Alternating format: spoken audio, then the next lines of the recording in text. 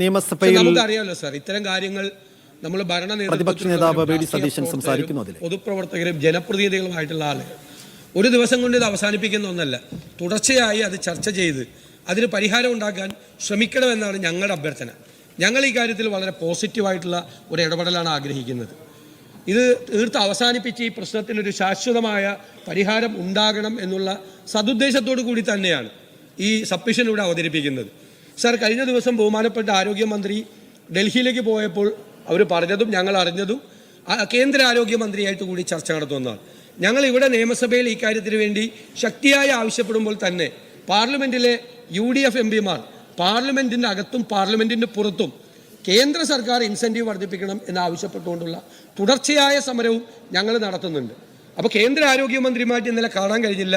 എന്താണ് കാര്യമെന്ന് നമുക്കറിയില്ല. അപ്പോയിൻമെൻറ്റ് എടുക്കാതെ പോയതാണ് കാണാൻ പറ്റാത്തതെന്നും അപ്പോയിൻമെൻറ്റ് ചോദിച്ചിട്ടും കിട്ടിയില്ല എന്നൊക്കെ പറയുന്നുണ്ട്. ഞങ്ങൾക്ക് അതിനെക്കുറിച്ച് അറിയില്ല. എന്തായാലും അപ്പോയിൻമെൻറ്റ് ചോദിച്ചിട്ട് കൊടുത്തില്ല ആ കേന്ദ്ര ആരോഗ്യമന്ത്രിയെങ്കിൽ അതൊരു ശരിയായ സമീപനം അല്ല എന്ന് ഞങ്ങൾ പ്രതികരിക്കുകയുണ്ടായി.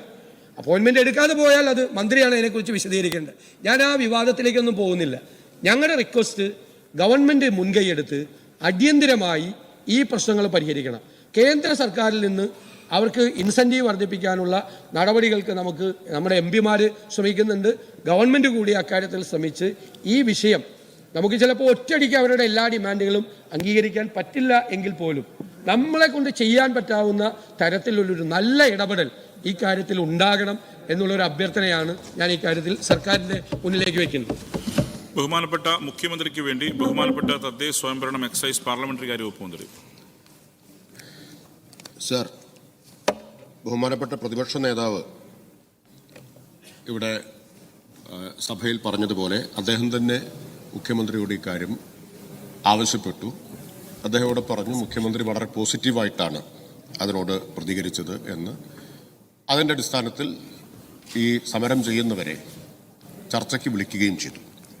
ബഹുമാനപ്പെട്ട ആരോഗ്യമന്ത്രിയുടെ നേതൃത്വത്തിൽ ആ ചർച്ച നടക്കുകയുണ്ടായി.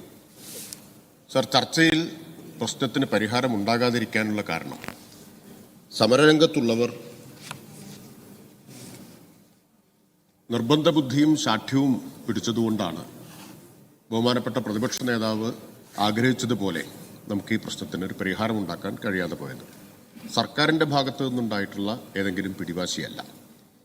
ചില വസ്തുതകൾ ഒരിക്കൽ കൂടി ഇവിടെ പറയാൻ ഞാൻ ആഗ്രഹിക്കുകയാണ് ഇതുമായി ബന്ധപ്പെട്ട്. സർ, ഈ സർക്കാരിന് ആശാമാരുടെ പ്രശ്നത്തോട് എല്ലാ കാലത്തും അനുഭാവമാണുള്ളത്. അനുഭാവപൂർണമായ നിലപാടാണ് സർക്കാർ സ്വീകരിച്ചിട്ടുള്ളത്. അപ്പോൾ അത് തെളിയിക്കുന്ന വസ്തുതകൾ നമ്മുടെ മുമ്പിലുണ്ട്. ഈ ഗവൺമെൻറ് അധികാരത്തിൽ വരുമ്പോൾ, ഒന്നാം പിണറായി സർക്കാർ അധികാരത്തിൽ വരുമ്പോൾ ഉണ്ടായിരുന്ന ഓണറേറിയം 1000 രൂപയാണ് 2015-16. ദയവായിട്ട് ക്ഷമയോടെ കേൾക്കണം. ഞാൻ തർക്കത്തിനല്ല, ബഹുമാനപ്പെട്ട പ്രതിപക്ഷ നേതാവ് ഇവിടെ ഉന്നയിച്ച അതേ സ്പിരിറ്റിലാണ് ഞാൻ ഗവൺമെൻറ്റിന് വേണ്ടി ഇതിന് മറുപടി പറയുന്നത്. പക്ഷെ വസ്തുത നമ്മൾ പറയണമല്ലോ.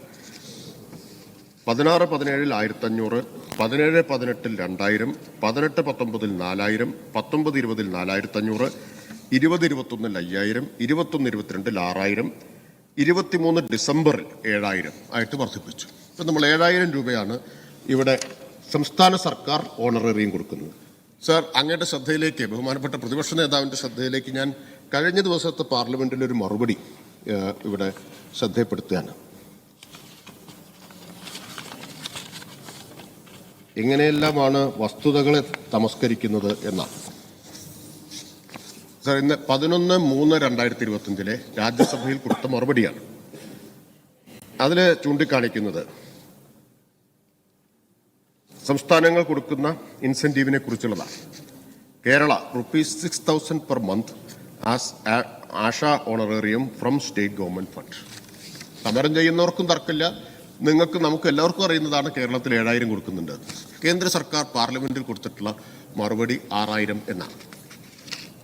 ഈ സമരം നടക്കുമ്പോൾ കൊടുത്തിട്ടുള്ള മറുപടിയാണ് ഇവിടെ സമരം നടക്കുമ്പോൾ. ഇതെന്താണ് സർ കാണിക്കുന്നത്? സംസ്ഥാനത്തിനോട് ഈ സാധാരണ പാർലമെന്റിൽ ചോദ്യം വന്നാൽ സംസ്ഥാനത്ത് നിന്ന് വിവരം ശേഖരിച്ചിട്ടാണ് മറുപടി കൊടുക്കുക. ഇവിടെ നിന്നൊരു വിവരവും ശേഖരിച്ചിട്ടില്ല, ഒരു വിവരവും ശേഖരിച്ചിട്ടില്ല. അപ്പോൾ രാഷ്ട്രീയ ലക്ഷ്യമല്ലേ നമ്മൾ ഇതിലൊക്കെ സംശയിക്കേണ്ടത്? ആർക്കും തർക്കമില്ലാത്ത വസ്തുതയാണ് 7,000 കൊടുക്കുന്നു എന്നത്. എന്നിട്ട് പാർലമെന്റിൽ കൊടുക്കുന്ന മറുപടിയിൽ 6,000 എന്ന് എഴുതി വച്ചിരിക്കുകയാണ്. സർ, വേറൊരു പ്രചരണത്തിന്റെ കൂടി വസ്തുത ഈ മറുപടിയിൽ നിന്ന് വ്യക്തമാവുന്നുണ്ട്. അത് നമ്മുടെ മാധ്യമങ്ങളൊക്കെ നടത്തിയൊരു പ്രചരണമാണ്. സിക്കിമിൽ 10,000 ഉണ്ടെന്നുള്ളതാണ്. Monthly fixed honorarium, Sikkim monthly fixed honorarium of ₹6,000 disburse from state fund. അപ്പോൾ ഒരു ഭാഗത്ത് 10,000 എന്ന് ഇവിടെ മാധ്യമങ്ങൾ പ്രചരിപ്പിക്കുന്നു.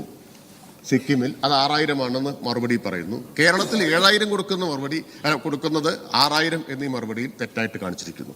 നമ്മുടെ MP-മാർക്ക്, പ്രത്യേകിച്ച് രാജ്യസഭയിലുള്ള MP-മാർക്ക് ഇക്കാര്യത്തിൽ അവകാശ ലംഘനത്തിന് നോട്ടീസ് കൊടുക്കാവുന്നതാണെന്നാണ് ഞാൻ വിചാരിക്കുന്നത്. ബഹുമാനായിട്ടുള്ള മുൻ പ്രതിപക്ഷ നേതാവ്, ദീർഘകാല MP ആയിരുന്ന ആളാണ്. അദ്ദേഹത്തിന് അക്കാര്യത്തിൽ കൂടുതൽ പറയാൻ കഴിയുമായിരിക്കും തോന്നുന്നു. കാരണം സഭയെ തെറ്റിദ്ധരിപ്പിക്കുകയാണ്. ചോദ്യം ആരുടേതാണ്?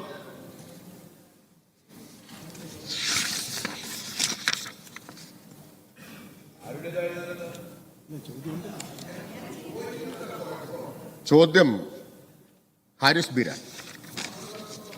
അദ്ദേഹത്തിന് തന്നെ കൊടുക്കാവുന്നതാണ്.